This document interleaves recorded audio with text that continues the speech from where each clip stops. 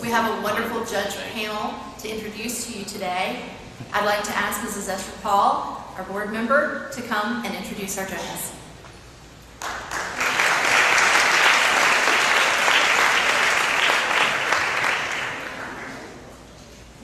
Good afternoon.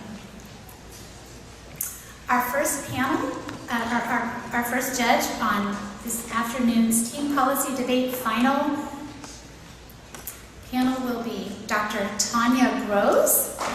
Dr. Tanya Gross serves as the Dean of Online Learning and a Professor of English here at the University of Northwestern St. Paul. She earned her PhD in Education and Online Learning at North Central University in Prescott, Arizona, and holds a master's degree in Curriculum and Instruction from Mankato State University, along with a Bachelor of Science degree in English Education from Northwestern College. She and her husband, Tim, the men's basketball coach for the University of Northwestern, are the proud parents of two sweet daughters. An avid, lifelong reader, Tanya's all-time favorite novel is Jane Eyre, and her favorite vacation destination is Paris, France. Please join me in welcoming Dr. Gross.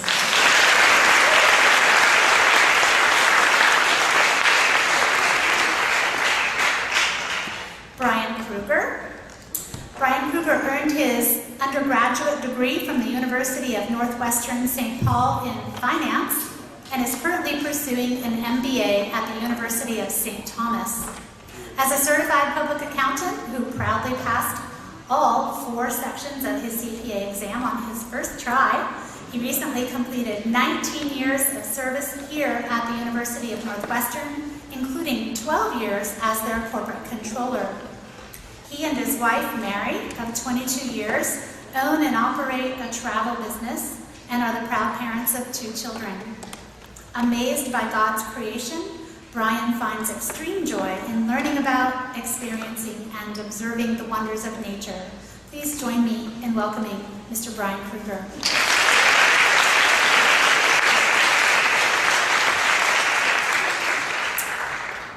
Ken Verbanker. Lieutenant Colonel Ken Verbanker has served in the U.S. Army for the past 25 years. He holds a Bachelor of Science degree in Business from the Oregon State University and a Master's degree in Strategic Intelligence from the National Intelligence University. Currently, he is enrolled in the Army War College.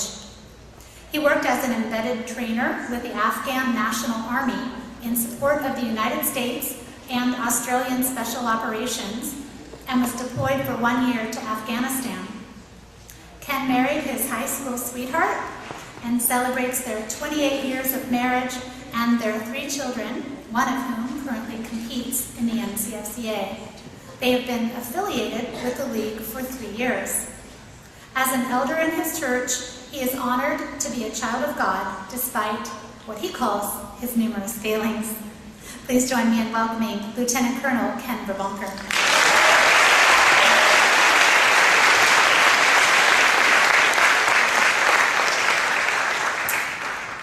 Yutaka Kawase. Dr. Yutaka Kawase earned his Bachelor of Arts from Dartmouth College, his Doctorate of Medicine from Wright State University, and completed his residency in family practice at the University of Illinois. Currently, he is a family practice physician in Overland Park, Kansas, and serves as the director of a 100-physician practice.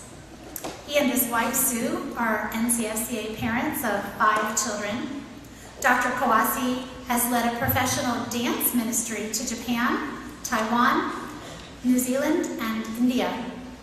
He claims that his greatest achievement was accepting Christ's invitation to partner with him. Please join me in welcoming Dr. Kawase.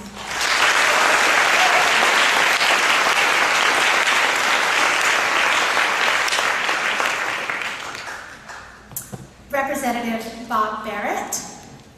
Representative Barrett earned his bachelor's degree in accounting from Mankato State University and serves as the Director of Market Research and Analysis for the Publishing Division of the Hazelden Betty Ford Foundation.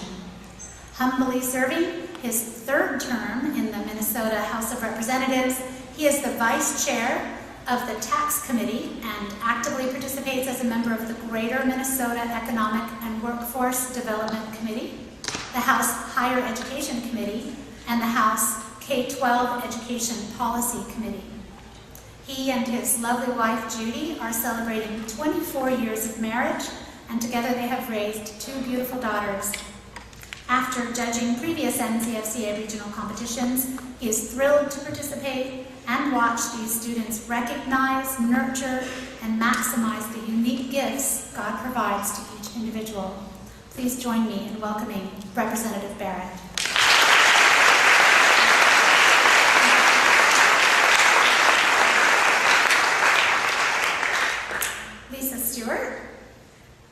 Lisa Stewart earned a Bachelor's of Science in Chemistry from Bryan College and has worked at the Centers for Disease Control and as a research chemist for the SIBA Vision in Solutions. She is married to Steve, her husband of 28 years, and they are proud parents to 4 beautiful girls and to 1 son, a current competitor in NCFCA. Lisa has actively been involved in the league for 14 years, and she is a homeschooling mom who is currently working herself out of a job. Please join me in welcoming Lisa Stewart.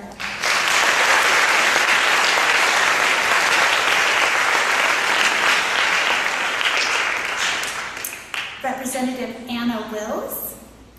Representative Wills serves in the Minnesota House of Representatives as a member of the Education Finance Committee, the Education Innovation Policy Committee, the Taxes Committee, and the Legacy Finance Committee. She is a Minnesota Association of Christian Home Educators graduate and attended the University of Northwestern St. Paul. Anna is the oldest of 9 children and is married to Rob Wills, and this is her 3rd time judging for NCFCA. Please join me in welcoming Representative Hannah Wills.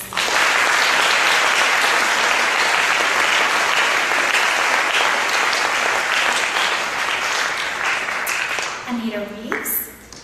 Anita Reeves is the NCFCA New Hampshire State Representative.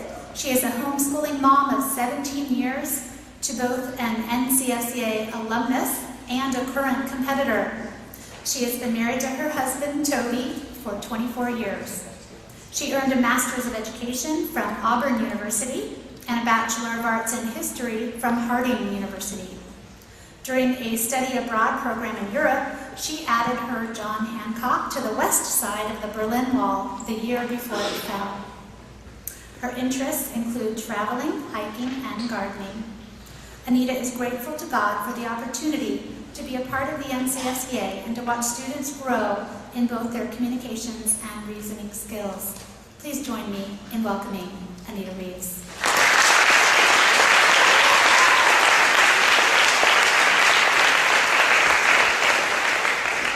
Sue Jeffers. Sue Jeffers is a small business owner and consultant and a radio host on Twin Cities News Talk. She attended the University of Minnesota, Twin Cities, and Duluth, and considers herself a graduate of the School of Hard Knocks. Raising her 3 amazing children is her greatest achievement, and she considers it an honor to judge here at the National NCFCA Championship. These students inspire her and give her hope for the future. Please join me in welcoming Sue Jeffers.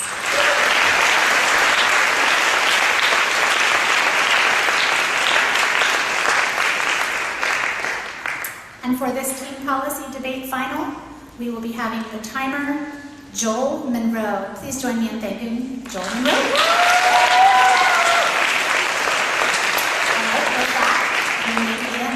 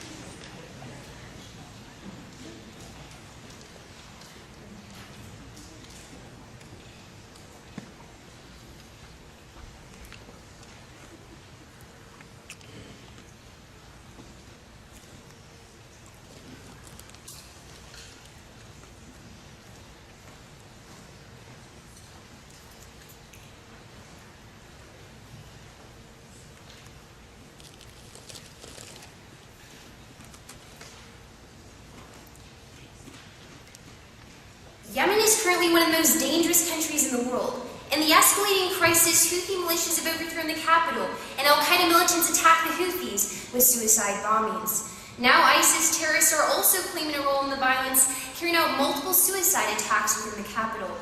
While the violence in Yemen has been ongoing, the situation completely escalated in March 2015 when the US-backed Saudi coalition began airstrikes on the Houthi rebels. That's when things got scary. Aerial bombardments and street battles became a daily reality for civilians. But what alarmed Cor and I the most was the fact that today, thousands of American citizens are trapped within this country with no means of escape. A Michigan family with 2 toddlers and an infant was stranded in Yemen after being forced from their home by rebel gunmen. A Californian woman tried to flee Yemen through an arrangement with a foreign embassy, but failed. A mother of 4 from New York also tried that route, only to hear the same reply, "There will be no help." Unfortunately, these are not just isolated examples. An estimate of 5,000 American citizens are trapped in Yemen. And that's why we believe so strongly that the United States should significantly reform its policy towards one or more countries in the Middle East. To further clarify the boundaries of the resolution, let's examine the following definitions. Country, the territory of a nation or state. Policy, a course of action adopted and pursued by a government. Today, the affirmative team will be presenting a course of action towards the country or geographical territory of Yemen. Definitions being established, let's move on to the goal of the affirmative team. The protection of American lives. The protection of American lives. The first purpose of government is to protect and safeguard the lives of its citizens, and this responsibility extends to citizens overseas. But American lives are being threatened because of current U.S. policy, and we can see this in fact number 1. Yemen is a war zone. Yemen is a war zone. Hamad Al-Luzi reported on April 24th, 2015, quote, "The violence spiked in mid-March when Houthi rebels and their allies, already in control of Yemen's capital, advanced towards Aden. Soon, a Saudi-led coalition began airstrike campaigns against the rebels. In the past month, an estimated 551 civilians have been killed in Yemen. More than 3,000 have been injured," unquote. The United Nations described Yemen as a country on the brink of total disaster. But we can see in fact number 2, the United States refuses to evacuate U.S. citizens from Yemen. The United States government refuses to evacuate U.S. citizens from Yemen. Jared McAllister acknowledged on June 10th, 2015, quote, "Since February, the U.S. government, in spite of the support of the Saudi-led coalition in the region, has continually refused to conduct an evacuation effort to get U.S. citizens out of Yemen," unquote. And this brings us to fact number 3. U.S. citizens cannot escape on their own. U.S. citizens cannot escape on their own. Hannah Alam reported on April 9th, 2015, quote, "For the Americans trapped there, the country has become a virtual prison. Its airports and seaports are either closed or subject to attack. Its border routes are too dangerous to risk. From Washington, the State Department directs remaining citizens to hotlines that don't work and to foreign embassies that can't help, leading many stranded Americans to summarize the Obama administration's response as, 'Good luck.' When 5,000 Americans are in imminent danger, inaction is no longer justified. Because we must respond to the plight of our citizens, my partner and I present the following policy. Mandate: evacuate U.S. citizens from Yemen. Evacuate U.S. citizens from Yemen. The President will issue a non-combatant evacuation operation order, the NEO, and conduct an evacuation consistent with U.S. doctrine outlined in JP 368. The United States will use all resources at their disposal, including deploying military ships, vessels, and airplanes, and/or contracting with private commercial ship liners and airplanes to conduct the evacuation. The United States will conduct negotiations with Saudi Arabia to gain access to the Yemeni airspace. The President will authorize, and the State Department will coordinate all logistics, transportation, communication, security checks, and anything else necessary for an NEO. Timeline: the United States government will begin conducting the evacuation immediately after the affirmative ballot. The evacuation will begin within a week. Funding supplemental appropriations will be issued to cover the emergency funds necessary to carry out an evacuation. Now, I'd like to clarify that our case is based upon comparative advantages. We understand that any evacuation cannot guarantee that all citizens will be brought to safety. Instead, our case claims that there will be a comparative advantage of more American lives saved with our plan than with the current policy. So why should you pass this policy? Let's examine several justifications. The first of which is that the United States has legal obligations. Justification number one, the United States has legal obligations. The Arab American News reported on April 16, 2015, quote, "Thousands of Americans are trapped in war-torn Yemen. According to the Assignment of Emergency Preparedness Responsibility Executive Order, the State Department and Department of Defense are legally required to plan for the protection and evacuation of U.S. citizens in threatened areas overseas. The law is straightforward, is not open to interpretation. Americans in Yemen are threatened by war, abandoning them is illegal," unquote. Gaudier Abbas, who is a JD in law from Case Western University, observes that ever since the Assignment of Emergency Preparedness Responsibility Executive Order 12656 was signed, there has not been a single instance when a substantial number of U.S. citizens have been stranded in emergency crises abroad and not evacuated.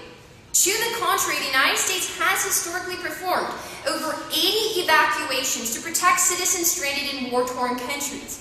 Yemen is now the blatant exception, and as a result, 5,000 Americans are at serious and immediate risk of being killed due to the ongoing crisis. Now, the government claims that the situation is too dangerous, and therefore an evacuation is impossible. But that doesn't make sense. To the contrary, we can see in justification number two, other countries are already successfully evacuating.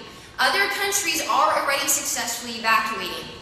Michael Pizzi reported on April 9, 2015, quote, "In addition to India, at least 6 countries, China, Russia, Pakistan, Somalia, Jordan, and Turkey, have all secured their citizens safe passage out of Yemen. It's difficult to understand how the world's largest military is unable to do this when much smaller countries with much less stable governments have been able to evacuate thousands," unquote.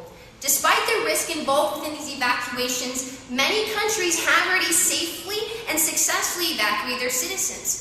While even failed states like Somalia and developing countries like India and Pakistan have gone their citizens from Yemen, it's bewildering to think that a nation that prides itself on being one of the greatest in the world, America, would watch bombs fall on its own citizens and do nothing. Ahmed Ayoud, who has a JD in law from Case University of Detroit, said, quote, "We're not asking for anything out of the ordinary. We're just asking them to fulfill their duties. India took out over 4,000 of its nationals in 3 days. If India can do it, why can't the United States?" Unquote. It's deplorable that despite the clear danger to Americans in Yemen and the death of at least one, this country has done absolutely nothing. It's time to pass a common sense reform that will evacuate U.S. citizens from danger.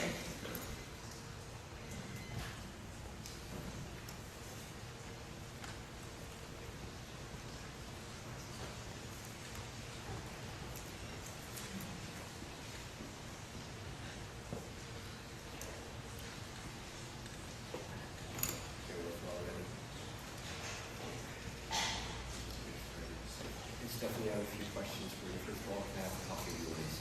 Absolutely. Okay, if I give this to my partner. Go right ahead. Okay, now your goal is protecting American lives, correct? Absolutely. Okay, now towards the end of your 1AC, you stated that there could potentially have been the death of one American citizen? One American death was confirmed and 4 have been taken hostage in the past month. Okay, so you have one death confirmed. So how significant is the impact of your goal?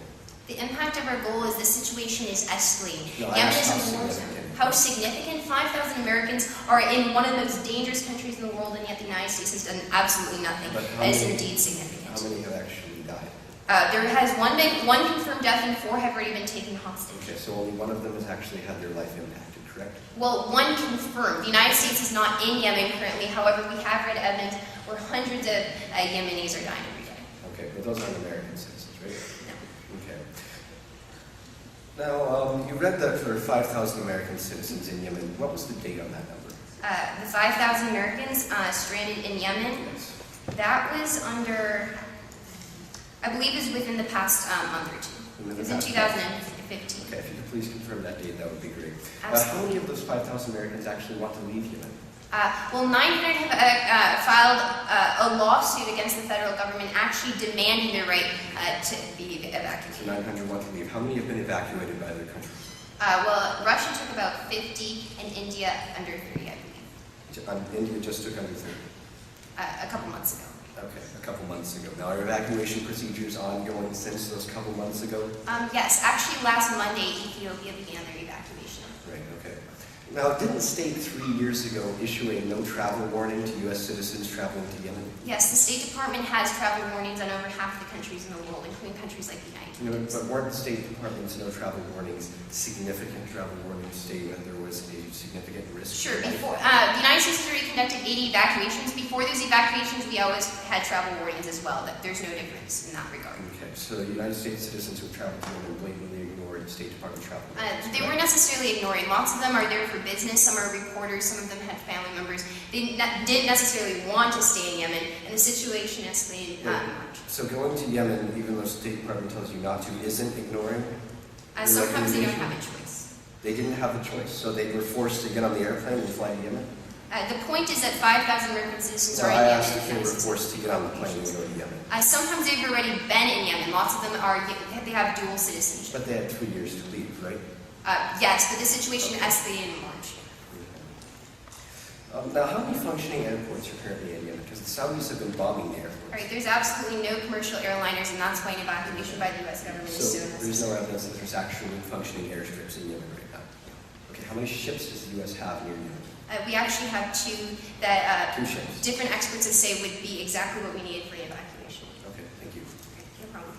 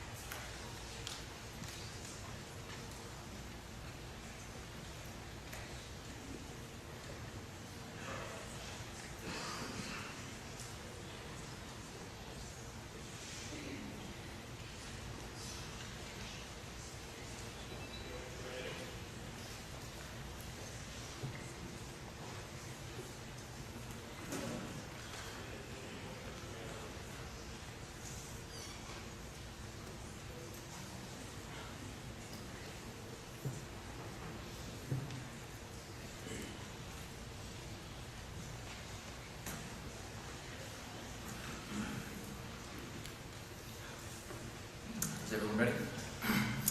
In this first speech to the negative team, I'm going to start by establishing the negative framework. That is the general ideas and philosophies upon which the negative team is going to base their ideas. Once I establish that, I'm going to be moving on presenting the negative goal, the most important value that we believe to be upheld in this round. Then I'll be moving on and in understanding the negative framework, I'll be applying that to the affirming team's justifications and showing you why, simply put, the affirming team's case isn't a good idea and they have proven absolutely zero solvency for the problems that they present to exist in the status quo. So what is the negative framework in today's round? The central idea that you're going to see presented by the negative team's round is that the success of the affirming team's plan is contingent upon the specifics, and they have none. The success of the affirming team's plan is contingent upon the specifics, and they have none. Now, I don't think any in the world will deny that a country which has citizens trapped in a dangerous environment wants to evacuate their citizens. It's not like the United States government doesn't want to evacuate their citizens. But with all hostage crises and with all evacuation plans, it's not a question of whether we want to or don't want to evacuate the citizens. It's rather a question of how do you do it. And that's what the entirety of the affirmative team's plan is contingent upon. Now, the affirmative team did not tell you how they were going to do it. They simply said we are going to use whatever military force it requires to get our citizens out of there. So that's the idea that the negative team is going to be presenting in today's round. The affirmative team has to give us specifics in today's round of how they actually expect to get these citizens out of Yemen. And with that in mind, I want to address the negative team's goal, and that is U.S. strategic interests. We believe whatever benefits in today's round are presented, the most important goal to be upheld is the United States strategic interests. Any benefits which upholds U.S. strategic interests is the most important one in today's round. So with that said, I want to move on to my first significance point, and that is no moral imperative. No moral imperative. Now, I think a central idea behind the affirmative team's case is that we have a moral imperative to evacuate our citizens from Yemen. And actually, we as the negative team would disagree. We do not have a moral imperative to provide whatever military assistance possible to our citizens in Yemen. And that might sound a little bit harsh, but hear me out here. Remember a couple things. First off, we've had warning travels on Yemen for several years. We specifically tell our citizens who are traveling to Yemen, don't go to Yemen or be very careful because it's an extremely dangerous situation. If you do get trapped there, we won't necessarily be able to help you.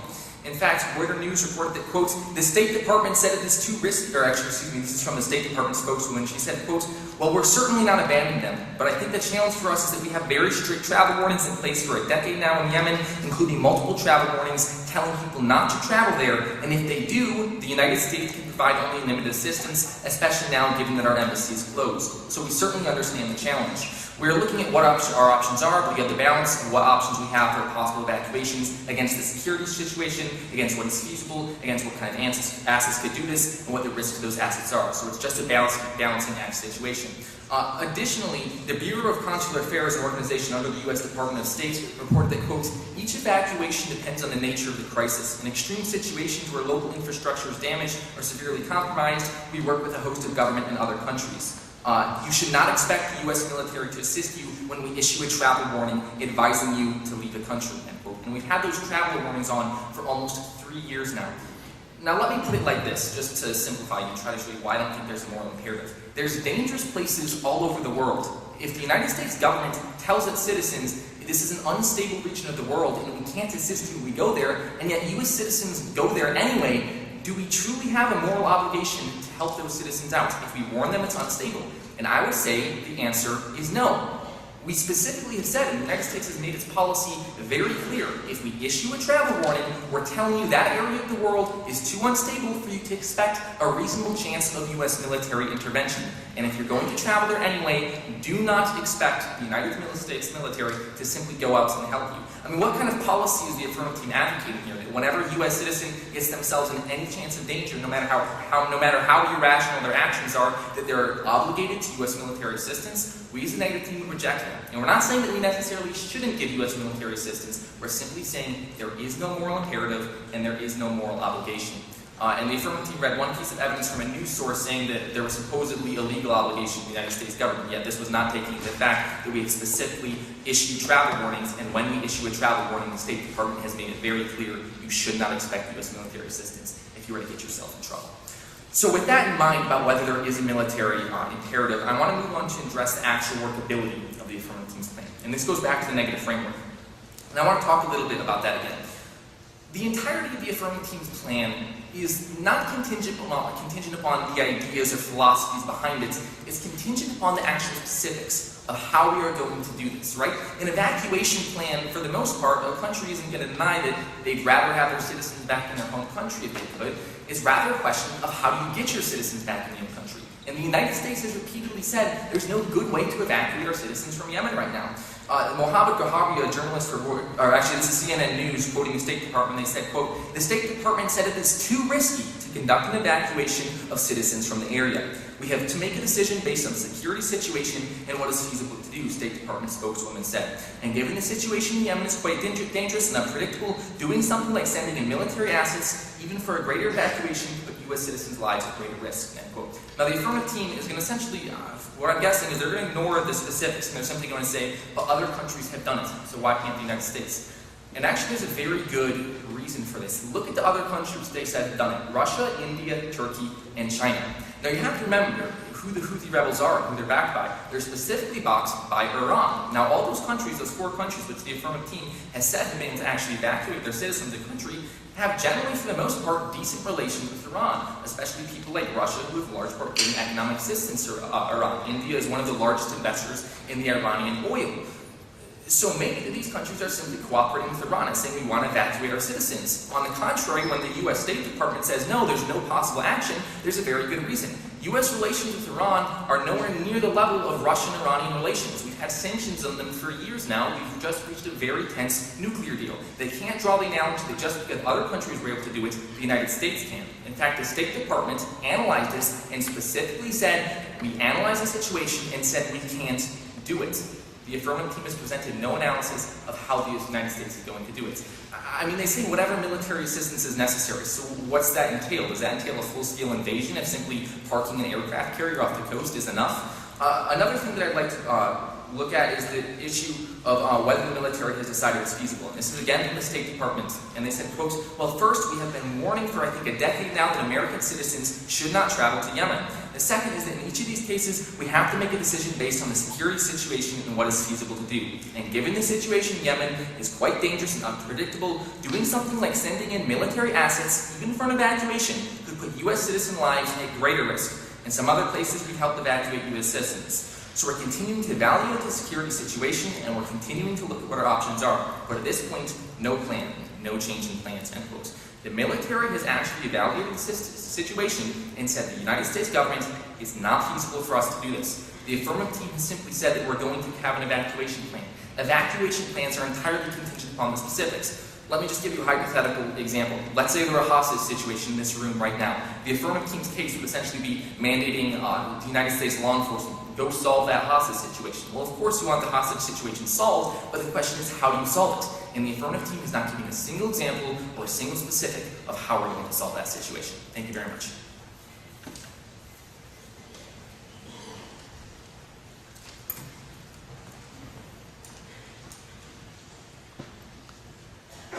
Stephen, I have a couple of questions about your speech. First of all, let's talk about how we needed specifics for evacuation. Yeah. Now, in our mandates, did we not specify that the evacuation would be based on the U.S. doctrine on evacuations outlined in JP 360? Which is very vague. It doesn't give any specifics of what military assets we're going to use. And when the military actually analyzed the situation, they said we had no applicable assets. Have you ever read JP 368? No, I haven't. All right, thanks. Now, you talked about how you say that there is no moral imperative.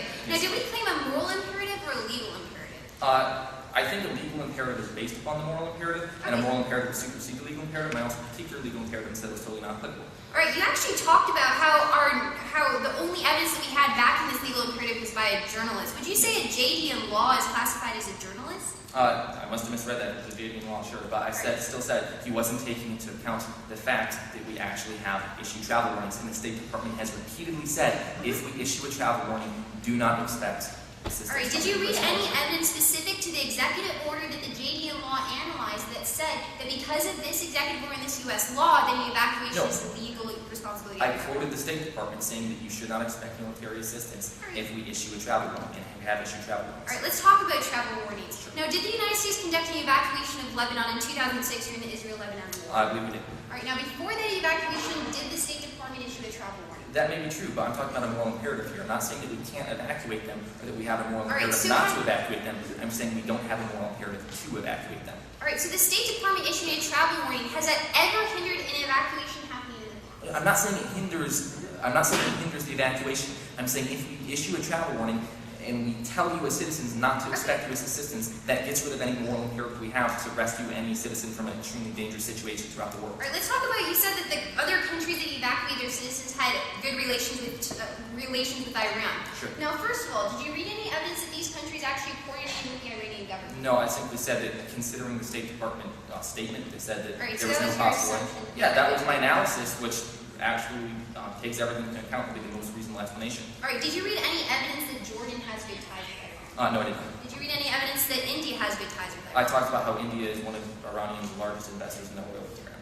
All right, now you talked about how it was too risky for the United States to conduct this evacuation. That's Now, right. did you bring any examples of when the United States previously conducted 80 evacuations in similar conflict zones, that they were unsuccessful or too dangerous? No, I quoted the State Department specifically talking about Yemen and saying they couldn't do it.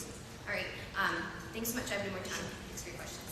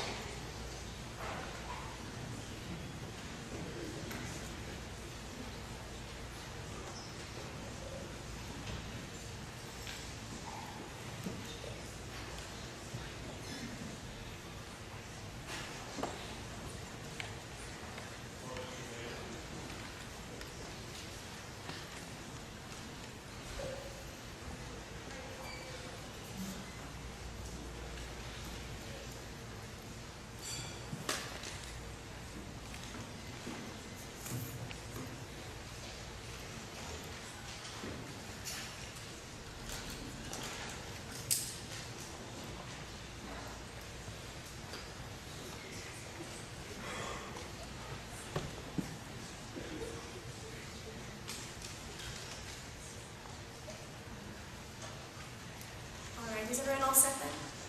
Okay. Yasin Mohsen and his 11-year-old little brother made the daring escape from Yemen just about a week ago. By traveling on a ferry boat for animals, they were able to successfully make it back to America. While this may seem like a success story of people, U.S. citizens escaping from Yemen, it really isn't. You see, because these two brothers left behind in Yemen a 7-year-old little sister, an 8-year-old little sister, a mother, and an older brother. All 4 of them are full American citizens, and all 4 of them were unable to also escape the country. You see, right now the people trapped in Yemen, the estimated 5,000 U.S. citizens, are not just numbers on a piece of paper. No, they're families and individuals with lives and with the need to be protected. But the United States, even though many other countries have already evacuated their citizens from the war zone of Yemen, the United States has done nothing. And because Stephanie and I believe today that they have simply waited long enough, it is time to evacuate our U.S. citizens by enforcing an NEO, or a non-combatant evacuation operation. In this speech, I'll be responding to the negative team's arguments in their previous speech, starting off with the first one, that of the goal. Now, the negative team said their counter goal was U.S. strategic interests, but I'd really like to ask them to elaborate on this point. They gave us no reason to prefer this over the goal of protection of American lives, or why both cannot be possible at the same time. They really didn't negate the fact that the purpose of the American government is to protect its citizens, whether they're in our country or whether they're in danger abroad. This still stands today as the purpose of our American government and the need for an evacuation of our American citizens, because they are indeed at great risk in the country of Yemen. But the second thing they brought up in their previous speech was that of a moral imperative. And they said that we have no moral imperative to go and rescue these citizens from the country of Yemen. I have a couple responses, but first of all, just clarifying. My partner and I never said that the United States has a moral imperative to go and rescue these citizens. Our point under justification justification number one was that we have a legal obligation. A legal obligation. It's not just the idea that they're in danger and that they need help. No, it's actual executive orders and actual law in our government that says that the United States has the obligation to protect our U.S. citizens when they are in imminent danger abroad in other countries. We didn't just quote reporters or journalists on this. No, we quoted a JD and law in our 1AC, which the negative team has a copy of as well. So once again, the purpose of government is to protect its citizens, and that's codified in the Executive Order 1256, which we quoted in our 1AC. But the third argument of the negative team in their previous speech was asking for specifics, and they said that really this plan is not just whether we should do this, but how the evacuation is actually carried out. Well, I have good news for you today, because the United States actually has a huge doctrine outlined in exactly what happens in every NEO, in every non-combatant evacuation operation. It's a document called JP 368, which my partner and I said specifically in our mandates that we will outline our evacuation upon. This is around 170 pages long. It's a huge document. It does detail exactly what the United States does in every evacuation operation that we do in these kind of situations. So there are the details available. The United States military and our government has the available resources to actually conduct this evacuation. As my partner stated also, we have 2 Navy ships in nearby waters. The U.S. military is one of the strongest in the world, if not the strongest in the world. We definitely have the capability to conduct this evacuation. Now, the next argument they had was that of travel warnings. And they said that because we've issued travel warnings on Yemen for the past few years, therefore it's the citizens' own fault that they're stuck in the country and they have no way to escape. I have 3 responses. First, there are travel warnings for over half of the countries in the world.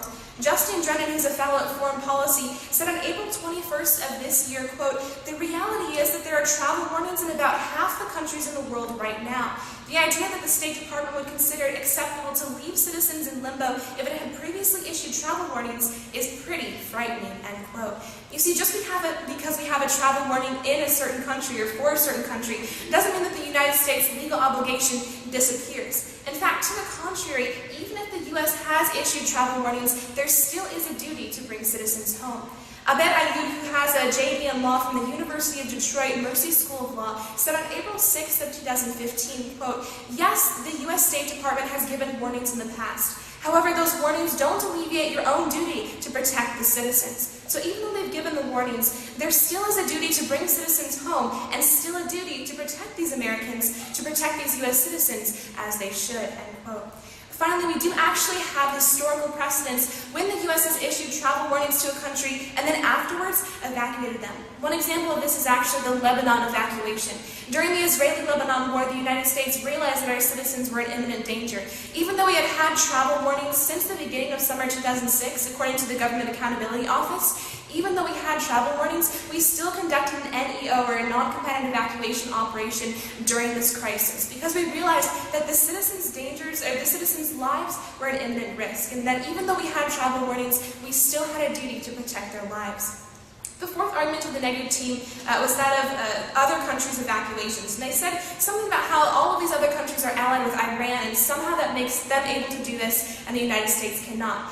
Well, first of all, the negative team really had no evidence backing up this statement. They didn't read any evidence actually proving that all of the countries who have conducted evacuations so far have been allied with Iran. And they really read no evidence that Iran even aided them in the evacuation.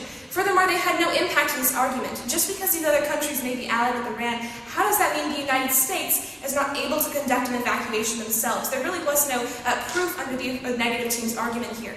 But furthermore, some of the other countries who have evacuated, not all of them are allied with Iran. You see, many countries have actually evacuated their citizens. Most recently, Ethiopia started in the past week. The countries who have evacuated already include India, China, Russia, France, Pakistan, Jordan, Turkey, Algeria, Thailand, Somalia, and Ethiopia. Not all of these countries are close allies with Iran, and once again, there is no proof that Iran was the main factor in the success of these previous evacuations. To the contrary, we can see that because these other countries have been so successful in saving their citizens from danger, it's time for America to follow their example and do the same, especially when we have the most capable military in the entire world. Now, the negative team also said that the purpose of the evacuation, they also said that Yemen is indeed a dangerous place. And the reason why we haven't conducted an evacuation so far is because the State Department says it's simply too dangerous of a situation. My response is really simple. Yes, Yemen is dangerous. Yes, Yemen is in a war zone. Yes, terrorists and different rebels are taking over the country of Yemen. But that is the entire purpose for an evacuation. You see, of course there's going to be a hostile environment. Of course the citizens are going to be in danger.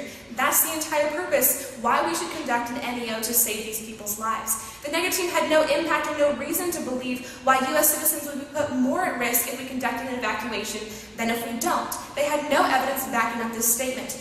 To the contrary, we can see that actually many U.S. emergency evacuations have been conducted in similar conflict zones to Yemen. In Robert Kennedy's article called U.S. Bails on Citizens Stranded in Yemen on April 10, 2015, he explained this concept. When he said, he described a court case that is happening right now, actually, when plaintiffs are accusing the United States of not fulfilling their legal obligations because they have not actually rescued our citizens. This evidence says, quote, the 68 named plaintiffs list a plethora of past U.S. emergency evacuations in similar conflict zones, including Lebanon, Sudan, Egypt, Haiti, Albania, Liberia, Bangladesh, and Vietnam, end quote. The United States has the capability. The United States has the legal obligation. All the United States needs is the authorization to conduct an NEO, and that's exactly what my partner and I are bringing to you today. Thanks.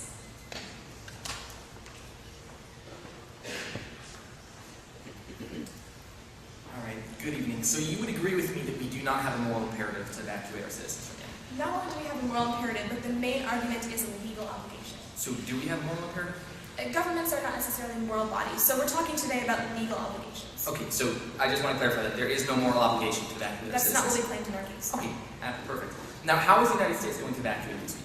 By conducting an NEO according to the JP 368. Could you explain exactly how this is going to play out? Sure, it usually uses military ships in nearby waters, such as the 2 Navy ships we have in nearby waters around Yemen, or different helicopters and aircraft. I understand that there's going to be military assets involved in my asking. How are you going to use these military assets? The U.S. military will conduct it according to the standards in the 170-page authorization. Perfect. So you're saying you're going to leave it up to the discretion of the executive branch? We're not military experts. All we are doing is authorizing the plan that it has been used 80 times Just in to the past. clarify, I just want to clarify on that question. You're saying you're leaving it up to the discretion of the executive branch, correct? And they will be following exactly the procedures that we have used in the past. You would agree with me that I read a quote from the State Department under the executive branch saying a military evacuation is not feasible at this time. That is their standpoint right now. However, it doesn't make sense because other countries have been able to do so very Did successfully. you read anyone from the executive branch saying that we could evacuate our citizens from Yemen?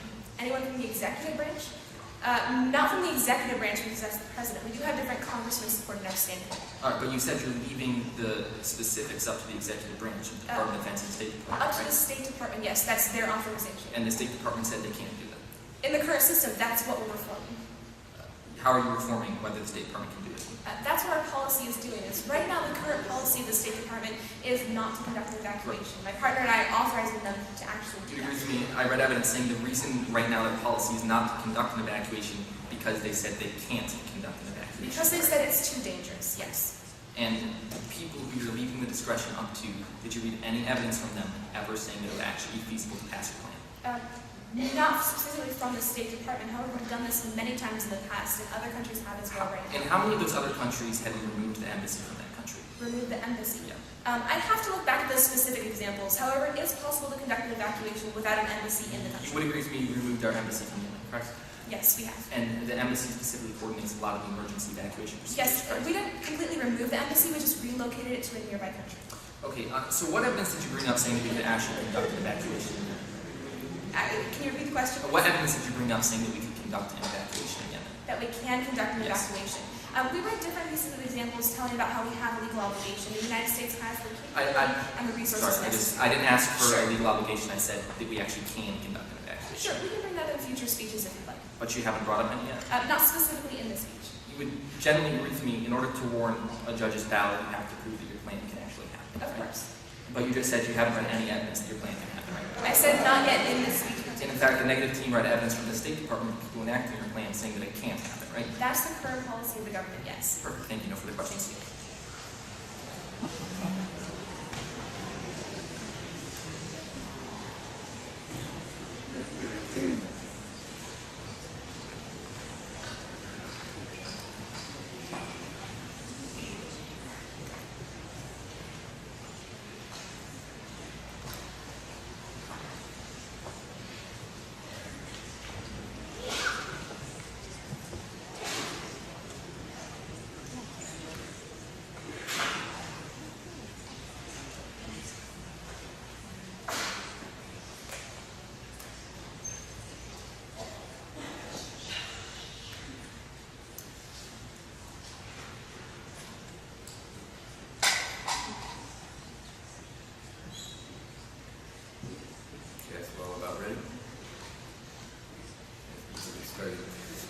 State Department's current website, we use the resources that are most expedient and appropriate to the situation. Expectations of rescue by helicopters, the U.S. military, and U.S. government-provided transportation with armed escorts reflects a Hollywood script more than reality. While some evacuations involve U.S. military or other U.S. government assets, most rely on commercial transportation and local infrastructure. Any level of departure assistance constitutes an enormous logistical effort. And that's really what my partner and I believe to be the case about the Affirmative team, is that honestly they're expecting the State Department's evacuation to work like a Hollywood movie. And while a lot of these movies are great and highly entertaining, that doesn't necessarily work out very well in the real world. And I want to be addressing the Affirmative team's case by first of all addressing their goal, then moving on to solvency points and disadvantages from the Affirmative team's plan. Now, talking about their goal, they bring up the goal of protection of American lives. And if you recall back to cross-examination, Stephanie admitted that only one American life has actually been lost in the fighting in Yemen, without actually being able to prove that this was someone trying to leave the country in the first place. And here's the thing, I know I'm going off mic, but I love doing this at the podium. Here's the thing that I find interesting about the Affirmative team. The resolution gives them the burden to prove the plan is significant. And so they're supposed to bring up a goal that actually is significant. But the Affirmative team brings up a goal about saving American lives, and they only bring up one life that's been lost. I mean, more people drown in bathtubs every year than have died as a result of inaction from the Affirmative team's plan. That's a pretty clear reason to prefer our goal over the Affirmative team's goal. And while the Affirmative team is going to bring up a lot of isolated incidents of people being uncomfortable because of the fighting in Yemen, their numbers are first of all overblown because they're old and haven't kept up with the current evacuation rates. And secondly, those numbers don't take into account the significant risks being faced by any type of military evacuation, which the Affirmative team's overly broad mandate would try and enact. I want to move on to my solvency points. My first solvency point is there is no guarantee of actually being able to succeed in their negotiations. Now, if you note the end of the Affirmative team's mandate, it states that we're going to enter into negotiations with Saudi Arabia to get permission to enter the no-fly zone. Now, as things currently stand, the United States has allowed Saudi Arabia to destroy all of the airstrips functional in Yemen, effectively cutting off any ability that we would have to evacuate our citizens by air. If we're willing to take this stance, what makes the Affirmative team think that we're going to be willing to hardline Saudi Arabia into raising the no-fly zone so that we can somehow fly planes that don't need runways in the first place into Yemen to try and rescue United States citizens? This simply makes no sense given current policy prerogatives. My second solvency point is that it would be impossible to identify United States citizens. And one thing my partner pointed out in cross-examination is that there's no embassy in Yemen right now. It's been moved to a neighboring country, which I'll be addressing later. But the nice thing about an embassy is that it helps us keep track of our citizens within the country, because U.S. citizens aren't required to register with the State Department before they leave the country, so we don't actually keep tabs on them unless there's an embassy they can contact in the country. And that's why the State Department would state at Public Radio International on April 6th of this year, the number of Americans trapped in Yemen can only be estimated, as there are no authoritative figures. U.S. citizens are not required to register with their presence abroad, and we do not maintain comprehensive lists of U.S. citizens residing overseas. Estimates of U.S. citizens in particular countries can vary and are constantly changing. And the crux of the Affirmative team's plan is that we can actually identify these U.S. citizens to evacuate them. However, without an embassy, this is simply going to be impossible. Moving on to our third solvency point. And this goes, once again, to a lack of an embassy. And because all prior successful evacuations that the United States have been conducted in countries which did not have a U.S. embassy. Note that the United States considers Yemen to be such a dangerous territory for government personnel that we removed our embassy from the country. Do we really think it's going to be safe for two unarmed and unprotected Navy vessels to be sailing into port there when we don't even have our embassy, which is protected by high walls, setbacks, and U.S. Marine Corps Guard? I don't think so. But the lack of an embassy makes the Affirmative team's plan completely unworkable. As Mohammed Kurbai, a journalist for Reuters News, stated, U.S. officials in Washington confirmed their embassies would close because of the unpredictable security situation in a country where a rebel group has seized control of the capital, Sanaa. According to the JP 368, which the Affirmative team uses in their case, prior coordination with the staffs of the GCC and embassy can significantly improve planning for the JFC. So So the JP 368 actually needs U.S. embassies to work to optimal capacity. Citing an incident from when we actually tried this before, once again from the wording of the JP 368, the United States began to evacuate some citizens from Lebanon on July 2006. 2 Marine Corps CHC Stallion helicopters aided in the voluntary departure of 42 American citizens from the U.S. Embassy in Beirut. So there's an embassy there that coordinates with the U.S. military. There is no embassy in Yemen. The Affirmative Team's plan is completely unworkable. Now they're going to get up and say, well, there's an embassy in another country. And I find this funny because the Affirmative Team's point in their what I see is that people in Yemen can't leave Yemen. And so they're not going to be able to leave the country and walk to Saudi Arabia to get to the U.S. Embassy to be evacuated. That's completely unworkable. The Affirmative Team's plan is entirely impractical. It's more a Hollywood movie than a real-world policy decision. Moving on to our disadvantages. My first disadvantage is that U.S. military personnel, and particularly U.S. citizens, which the Affirmative Team is trying to help, will be put at risk with their plan. You see, what happens with the Affirmative Team's plan when we don't have a strongly protected embassy for these U.S. citizens is that we come up with some random place for them to group to be evacuated, which means that there's absolutely no military or infrastructural protection for these citizens until we actually show up to pull them out. This creates a significant risk for them, making them a target. That's why the State Department once again stated to Public Radio International, sending in military assets, even for an evacuation operation, could put U.S. citizens' lives at greater risk with limited chance of success. Dan Richards, the CEO of Global Rescue, says there are good reasons for that. With Saudi jets bombing Yemen, including its airports, evacuation by air is at best an infrequent option. That would leave the sea route. And the warships that are in the Gulf of Aden are unfortunately not able to approach the port because of the active fighting and the shelling that's occurring. That's the problem with the Affirmative Team's plan. They ignore all the facts on the ground. The fact that it would be extremely risky for the U.S. military to send these 2 unprotected ships out of the Gulf of Aden into the port in Yemen, which is currently being shelled by Houthi rebels who are very unfriendly towards the United States. They also make a target of the very people they're trying to protect. This is not a real workable strategy. Moving on to my second disadvantage, and this is strained relations. Now, the Affirmative Team seems to think that because the United States has the largest military in the world, that means we can do whatever we want, that we have no restraints. Well, this is unfortunately, once again, not a realistic policy consideration. We have to take into account the political capital and the impacts on relations that any military operation is going to have. And I believe that we're going to strain relations with 2 people, particularly with the Affirmative Team's plan. First of all, with Saudi Arabia, by interfering with their campaign against the Houthi rebels.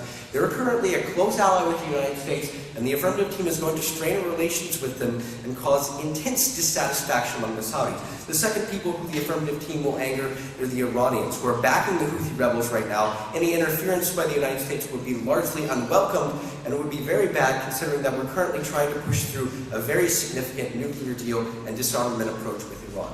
In the light of the fact that the Affirmative Team's plan is more fiction than reality, I urge a negative ballot. Thank you.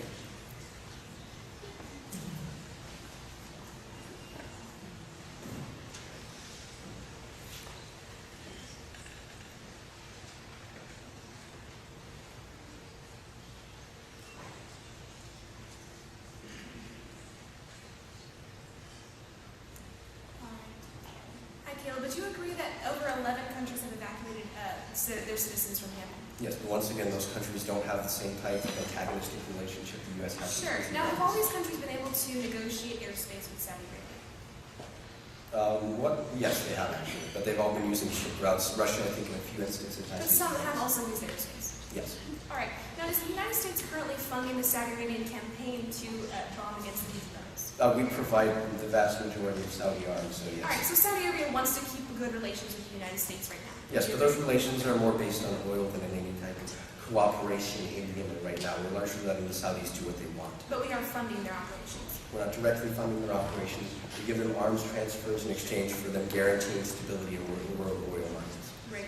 Now, the embassy still exists, just to clarify, but it is moved to another country, right? Yes, and as I pointed out, it's kind of ridiculous to expect American citizens to walk that far. I understand. Did you ever read into evidence saying that all of our NEOs require citizens to meet at the embassy? As I pointed out, first of all, we need coordination with the embassy to find the U.S. citizen, and second of all, without the embassy, there's absolutely no structure to protect the U.S. citizens, making them a target. Sure. Did you read any evidence saying an embassy is necessary in the country in order to conduct an evacuation? As I read from the JP 368, the embassy greatly enhances our ability to coordinate. Sure, also read I the understand example the of embassy is where necessary, but does it have to be located in the country? As I pointed out, you're not going to be able to walk 2,000 miles to get to I your U.S. embassy to understand. be evacuated. Is It's it faster to possible- swim to Djibouti. Sure. Is it possible there are other locations that we could gather the U.S. citizens besides the embassy? Once again, I don't know of any other locations that have the high setbacks, the Marine Corps guards, and the strong defenses that U.S. embassies have. Sure, but just to clarify, you read no evidence saying there has to be an embassy in the country, right? I never read an It's an expert assumption from what opinion the JP says. saying it's what the JP 368 says is the best workable strategy. I also brought up an independent instance. Okay. Now, the State Department is saying that right now Yemen is a very dangerous situation, therefore we can't evacuate. What reason is there that Yemen right now is so much more dangerous than any of the other times the U.S. has conducted evacuations? Well, we consider it so dangerous that we closed down our embassy. I think that says something relative to the other evacuations. Sure, but what's the main difference between Yemen, this situation, and all the other civil wars that we've evacuated citizens from? If you could bring up an instance of another civil war where another country bombed out every airport in that nation, I think that would bring some comparison to that. All right, have they bombed every airport in Yemen? I believe your partner conceded in cross-examination that the vast majority or every single airstrip in Yemen has been bombed out by the Saudis. All right, let's talk about the port that is supposedly being shelled by the Houthi rebels. Which port was this? Was this all of them or specifically one? I don't know. Let me check the piece of this I read. I know it's the port in the Gulf of Aden. And also, what date was that evidence? They didn't cite the specific port, but I believe it was the port of Sinai. Okay, The could I date say of that this? evidence was April 6, 2015. April 6th. All right, thank you. Would you agree that Ethiopia has begun their evacuation of citizens just last week? Once again, Ethiopia doesn't face the same kind of strict constraints the United States does. All right, thanks.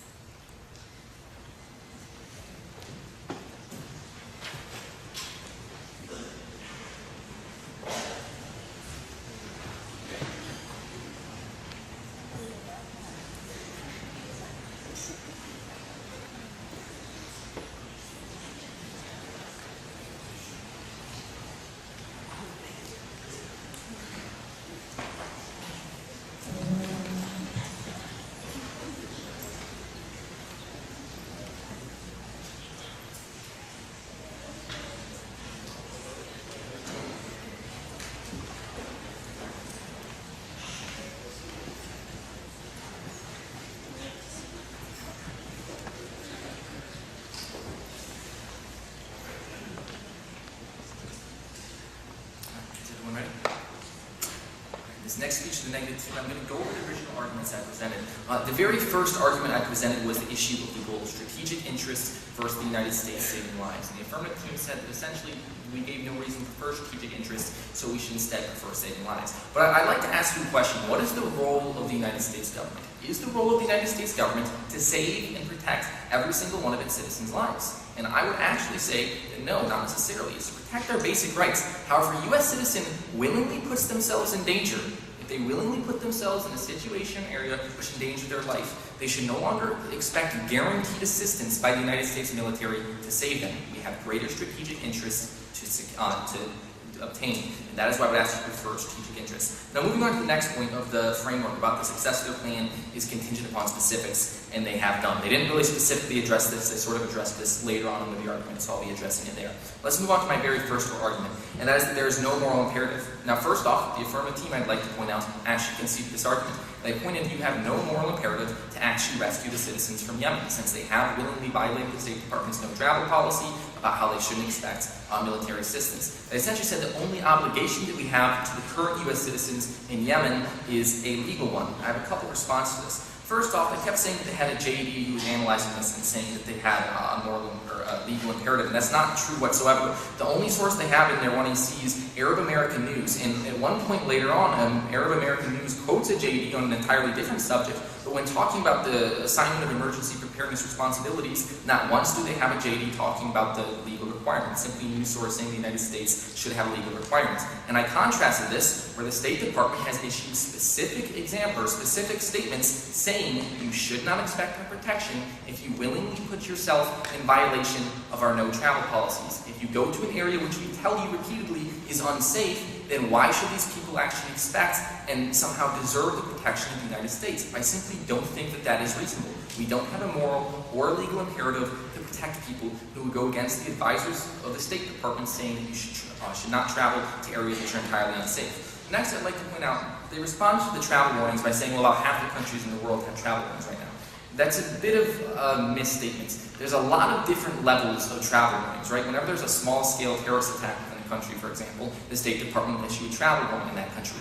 But there's different levels, and Yemen has one of the highest travel warnings absolutely possible because it's in a state of civil unrest. So sure, maybe half the countries in the world have some level of travel warning. That doesn't mean that it's to the extent of Yemen. Let's move on to the first solvency point now, which is perhaps one of the most specific ones, and that is that they have no specifics. And she simply responds to this without evidence, saying we do have the ability. We have 2 ships stationed outside of Yemen which are going to rescue our citizens. Now I'd like to remind you back to cross-examination, where I asked the affirmative team, do you have the burden to prove that your plan can be enacted? They said yes. I asked them, have you read any evidence so far that your plan can be enacted? She admitted, no, they have not. And then I asked once again, has the negative team read evidence that the State Department said their plan could not be enacted? And she said, yes. At this point in the round, the only team which has actually talked about the feasibility of the affirmative team's plan, in order to warrant your ballot, they have to prove that their plan is feasible. The only team which has talked about this is the negative team. We read a specific quote from the people enacting the affirmative team's plan, the State Department, saying they couldn't actually pass their plan. The affirmative team keeps talking about how all these other countries did it, and the United States did it in other situations, but they can't bring up any evidence that they can do it now. There's a lot of difference. For example, point out that the United States foreign policy in the Middle East has almost been exclusively to support Sunni Muslims, and the Houthi rebels are Shia. And you contrast this, and maybe that's one of our big problems with actually getting into that country and being able to evacuate our citizens, as opposed to many other countries, just as Russia and China, which have good relations with Iran, and Iran is backing the Houthi rebels. The affirmative team said we gave no impact to this, and then did give an impact. I said that's the exception. Maybe that's the reason why these other countries have been able to evacuate their citizens. Another reason is a lot of these countries haven't shut down their embassy like the United States has. My partner brought up the example of how the embassy is critical for evacuation plans. And the affirmative team tried to paint in cross-examination, well, we still have an embassy, right? Because it's a few thousand miles away in Saudi Arabia. But the entire point of an embassy is it's not effective simply because, well, it's an embassy. It's effective because it's a U.S. institution within the country that you're trying to evacuate from. And as soon as you remove that institution from the country that you're trying to evacuate from, it's not like it's still effective just because it's an embassy. It loses all its effectiveness because it's no longer strategic whatsoever. It's just a U.S. governmental building in some other random country. And because of that, it's a lot harder for the United States to evacuate. So because the affirmative team can't actually show there is a moral imperative or legal imperative to evacuate people who violate the State Department recommendations, and because not a single piece of evidence to evacuate our citizens from Yemen, I would ask you to vote for the negative team. Thank you very much.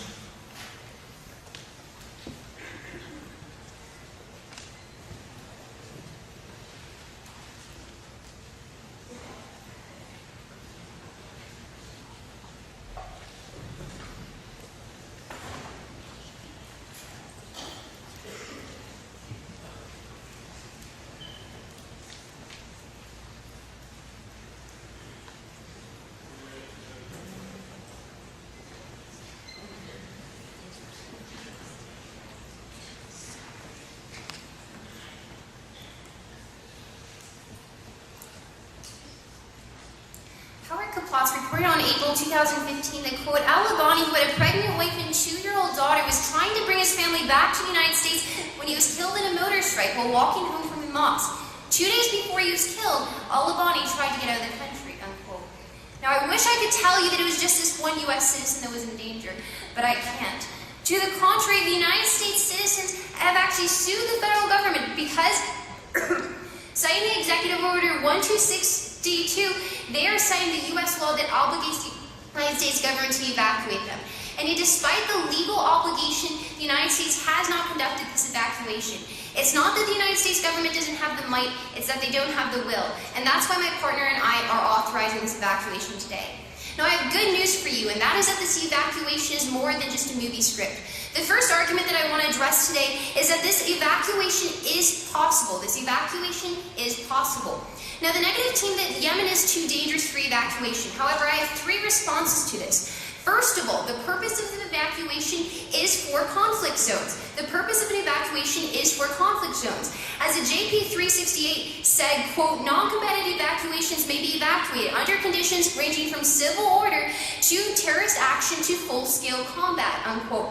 So according to the United States government's doctrine on evacuations, it says that these evacuations are entirely possible in full-scale conflict zones and places with terrorist actions. But my second response to this is that the United States has conducted evacuations in similar conflict zones. For example, in 2014, the United States government evacuated citizens from Iraq because of the threat of ISIS and the threat of Al-Qaeda.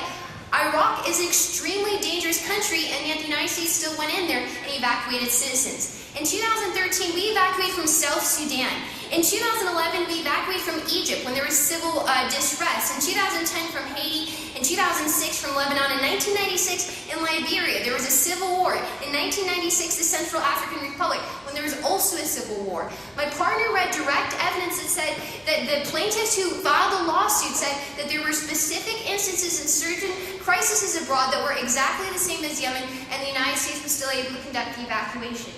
To say that the United States military is not capable of something that China, something that Russia, something that Pakistan and India have done is just a really impossible concept to grasp. And that's my third response, and that is that other countries have evacuated. India, China, Sudan, Russia, Pakistan, Jordan, Turkey, Algeria, Thailand, Somalia, and Ethiopia right now, currently, as we speak. If these other countries can do it, the question for you is, why can't the United States? But this brings me to my fifth response, and that is that there's actually a U.S. military presence in Yemen. This is because currently the United States is backing the Saudi Arabia air campaign. Now, there was actually an instance when a Saudi airplane crashed and a Saudi pilot fell from the sky. Guess what the United States did? The United States actually went into Yemen and rescued that Saudi Arabian pilot, which really creates an anomaly. The United States government is willing to go into Yemen to rescue Saudi Arabians, but we won't go in there to rescue 5,000 Americans. As the Center for Global Research said in April 2015, quote, while at least 8 countries, including Russia, China, and India, have rescued their citizens, as well as rescuing foreign nationals, including Americans, the United States has refused to launch an evacuation effort, saying it won't risk the lives of American people, but in theory to perform exactly the same kind of tasks, but would risk those lives to refuel Saudi bombers, as the United States has been doing, and to rescue Saudi bombers whose planes malfunction, unquote. According to this piece of evidence, the United States is currently going into Yemen to fuel these bombers, and yet we will not evacuate our U.S. citizens who are being threatened by these bombs. This is not acceptable U.S. policy, and that's why it demands reform. The second main argument is that it's impossible to know who these citizens are because the embassy isn't in the country. Now, I think the negative team is really confusing how an evacuation is actually carried out. You see, the embassy doesn't have to be in the country because it mainly carries out the administration aspect of evacuation. They have the documents. In fact, it's called a F-77 report that lists all the U.S. citizens that live in the country. They have a database in the embassy. But when the actual evacuation is carried out, it's the U.S. military that actually goes into the country and asks for verification such as documents, passports, or anything that they can cross-check with the embassy's records that can be in another location. These are all outlined in the United States doctrine, the JP 368. The United States has done this 80 times in history. The United States can do it today. The next argument that Saudi Arabia will not give us U.S. airspace. First of all, Saudi Arabia has already allowed all the other countries that I mentioned. But second of all, Saudi Arabia has an incentive to let the United States because we're fueling their bombing campaign. But third and finally, in the unlikely option that Saudi Arabia doesn't let us, the United States has a naval option. We can bring in boats without using airspace. An evacuation is entirely possible. The question is, are we going to be authorizing it today? Thanks so much for your time.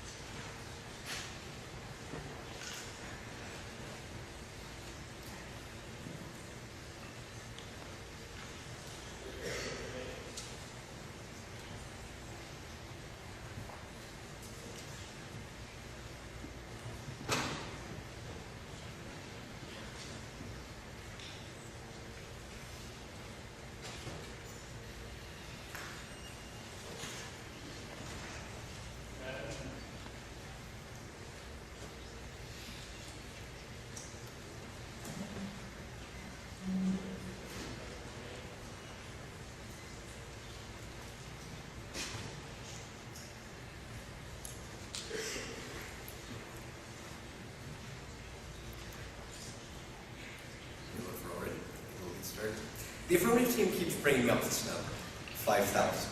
And as I critique this number in my 2NC, I said, first of all, this number is outdated because it comes from several months ago while evacuation procedures have been ongoing. But second of all, this doesn't reflect the actual number of American citizens who want to leave Yemen.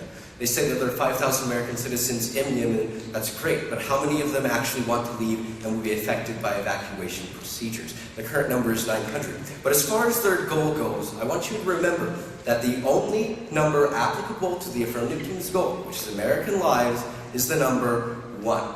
More people drown in bathtubs every year than are dying as a result of not enacting the affirmative team's plan. Their goal has no significance. So I want to be weighing this against our goal of U.S. strategic interest. What does the affirmative team's plan do for U.S. strategic interest? I want to be addressing this in 3 voting issues. There are 3 reasons to reject the affirmative team's plan. The first reason is that their plan is unworkable. The second, there's no moral imperative. And the third and final reason is that the risks outweigh the benefits. So first of all, the affirmative team's plan is unworkable. I have 4 solvency points under this. The first solvency point is no specifics. My partner addressed this in his last speech, how the affirmative team has no specifics. They're just leaving it up to the State Department under some kind of doctrine. The only response the affirmative team had to this is that we have the JP 368, which is designed for conflict zones and getting evacuations ongoing in those conflict zones. However, I'd like to point out that this once again ignores all the arguments brought up by my partner about how the agency they're using has stated that the evacuation is impossible. And secondly, the JP 368 is a framework. It's not a plan specific to Yemen. It's a framework for how we can work in different countries. But if the United States determines that even that framework, which the State Department currently has at its disposal, would not work in a country, as is the case in Yemen, then the affirmative team cannot solve for that. The second point I had under this is that the affirmative team has presented no evidence that this would actually be a workable solution. The affirmative team says, well, we have 2 ships, so we could probably get the U.S. citizens out. However, they've never read a piece of evidence saying that in Yemen, it would be feasible to get U.S. citizens out without posing an unnecessary risk, and that the State Department could do this. The affirmative team's plan is 100% completely unproven. They've cited a lot of people saying it would be a good thing if we could get our U.S. citizens out. My partner and I agree, but there's no evidence that their plan is actually workable and functional. The only evidence presented in today's debate round from the independent agency that the affirmative team is using comes from the negative team saying their plan would not work.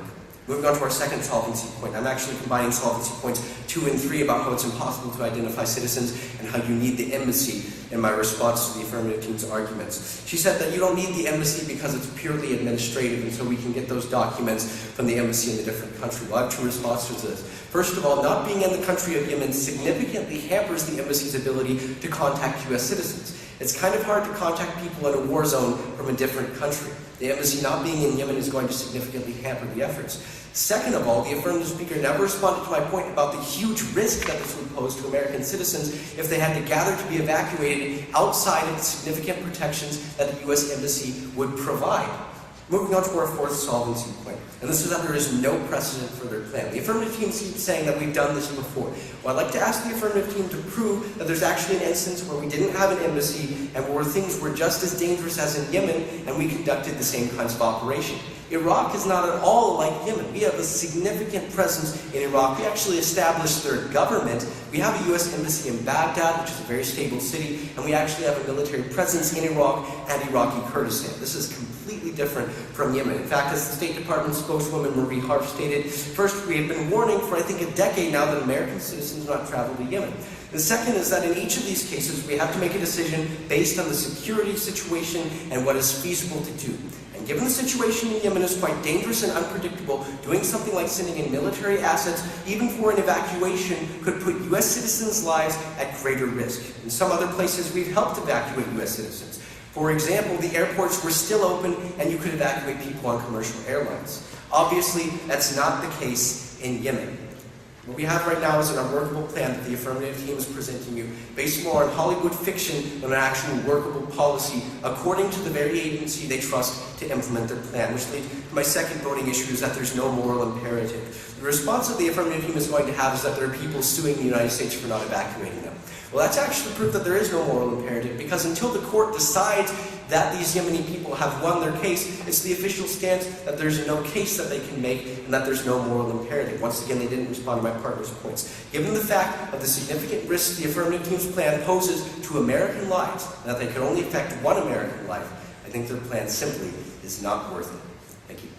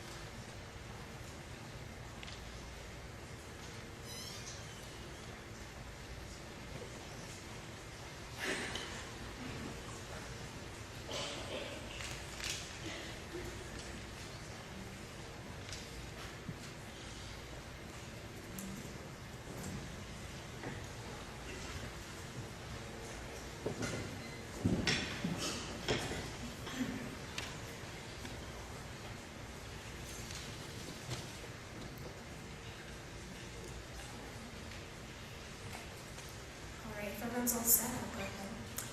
Yemen is dangerous. Yemen is risky. Yemen is a war zone. Yemen is a terrorist hotbed.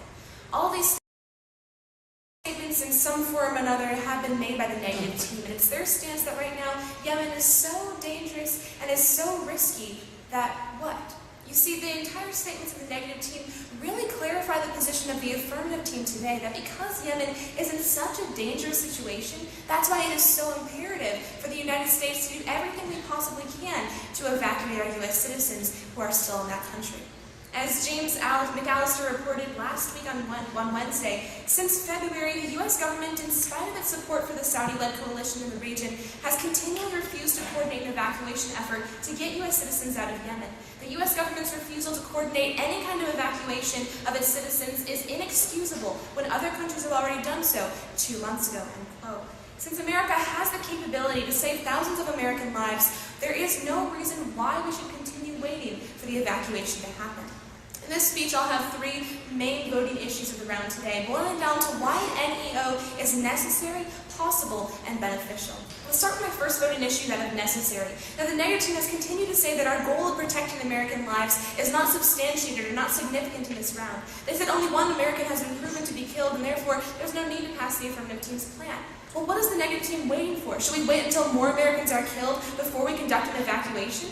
Absolutely not. Because Yemen is so dangerous, as said by the negative team, because there is a risk for future kidnapping and future killing of Americans, that's why we have to do the evacuation as soon as possible. This is indeed necessary for the United States to do. We shouldn't wait until more die to prove the necessity of the plan. No, we should take action now, which is why we enforce the NEO now. You see, the negative team also dropped the argument about legal obligation, how the United States has legal obligations according to the doctrine that we've read in our 1AC to evacuate and to protect U.S. citizens when they're abroad throughout the world. There is clearly a necessity for an NEO in the current situation of Yemen. But that leads to my second voting issue, that if possible. And this is really where most of the negative arguments have centered on and around today. Can we conduct this evacuation? Is it probable or is it possible, or will it cause more harm than it will cause good? Well, the first question they've continued to repeat throughout this round is that of specifics. They keep asking for more specifics, but we're not exactly sure what kind of specifics the negative team has continued to ask for. We have given specific examples from the JP 368, how it's 170 pages long, and it details exactly how NEOs work in the past. We've said that we've conducted these NEOs 80 different times. We've said we can conduct the airspace with Saudi Arabia. We've said we have Navy ships in the nearby waters. We have the doctrine, we have the military, we have the precedents. All that the United States needs is the authorization, which once again is what we are presenting today. There are no further specifics that will be needed except for the JP 368, which outlines clearly exactly what happens and all the details and specifics of the NEOs. The next question was that we have no evidence that this would actually be a workable plan. First of all, I'd like to point out the negative team really didn't prove throughout this entire round any conclusive evidence that it would be impossible for the U.S. to conduct an evacuation. Yes, the State Department has made certain statements saying the situation in Yemen is dangerous and risky right now, but no evidence that it is completely 100% impossible. In fact, we have evidence saying that it actually should be possible for the United States to evacuate citizens. Rick Moore said on April 7th of 2015 that, quote, all of these other governments, Russia, China, Ethiopia, India, they have all been evacuating their citizens. So to say that it's impossible for the U.S. to evacuate their citizens is difficult to grasp, end quote. If we think about it logically, if these other countries are able to evacuate their own citizens, why would the United States not be able to do themselves? The negative team has not provided any warrant or any reason why the United States would have an impossible situation in regards to an evacuation. They also talked about the evidence in their the embassy in their last speech, why we have to have an embassy in the country. Once again, they read no piece of evidence supporting this claim. In the JP 368, it actually details a situation of evacuation when it is a post-embassy situation. The entire purpose of an evacuation is when the country is in a hostile situation, when it is at great risk. There's actually precedence of Turkey conducting their evacuation after they had already evacuated their embassy in February of 2015. You say they took out their embassy from the country of Yemen in February, and then Turkey conducted their own evacuation of their citizens in the month of April this year. This is indeed possible. The embassy serves its purpose in the nearby country of providing the administration, the information, and the planning. It does not have to be specifically in the country of Yemen. So now that we can see that the NEO is indeed possible, there is no legitimate reason why the United States could not pass an NEO. This leads to my third and final voting issue today, that of beneficial. You see, we've conducted 80 NEOs in the past. Over 11 countries have already done so in the current system. They have tried to protect their American citizens. It is time for us to do the same as well. Thanks so much. It's been a pleasure speaking for you all tonight.